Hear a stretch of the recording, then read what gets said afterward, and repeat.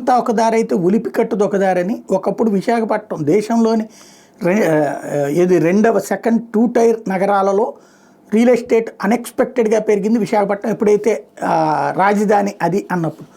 ఇప్పుడు ఆ టైంలో మిగతా 2 టైర్ సిటీలు నార్మల్గా ఉన్నాయి. ఇప్పుడు వచ్చేటప్పటికి రివర్స్లో జరుగుతుంది. అమరావతి రాజధాని అన్నాక విశాఖ రియల్ ఎస్టేట్ డౌన్ అయ్యింది. దేశంలోని ఇతర 2 టైర్ నగరాలు అయితే కనుక బాగున్నాయి. ఈ విషయానికి సంబంధించి దేశవ్యాప్తంగా 15 ప్రముఖ నగరాల్లో ఇళ్ల అమ్మకాల మీద ప్రాప్ ఈక్విటీ సంస్థ చేసిన సర్వేలో టైర్ 2 నగరాల్లో విశాఖలో పరిస్థితి పూర్తి భిన్నంగా ఉంది. గృహ విక్రయాలు బాగా పడిపోయినటువంటి నగరాలు దాదాపుగా 21% అమ్మకాలు క్షీణించిపోయినాయి.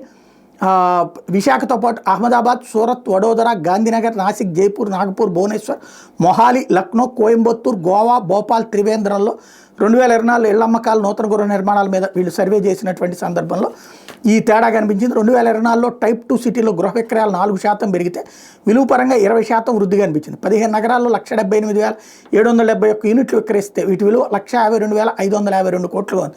2023లో 127,505 కోట్ల విలువైన 171,903 యూనిట్ల విక్రయాలు జరిగినాయి. ఏకంగా 36% వృద్ధితో కోయంబత్తూరులో అత్యధిక విక్రయాలు జరిగినాయి. అమ్మకాల విలువ పరంగా భువనేశ్వర్ అగ్రస్థానం నిలిచింది. గత ఏడాదితో పోలిస్తే విక్రయాల విలువలు 45% వృద్ధి రేటు భువనేశ్వర్ నమోదు చేసుకుంది. అహ్మదాబాద్లో 49,921 కోట్ల విలువైన ఇళ్ల అమ్మకాలు జరిగింది. 2023లో 42,063 కోట్లతో పోలిస్తే 17% పెరిగింది.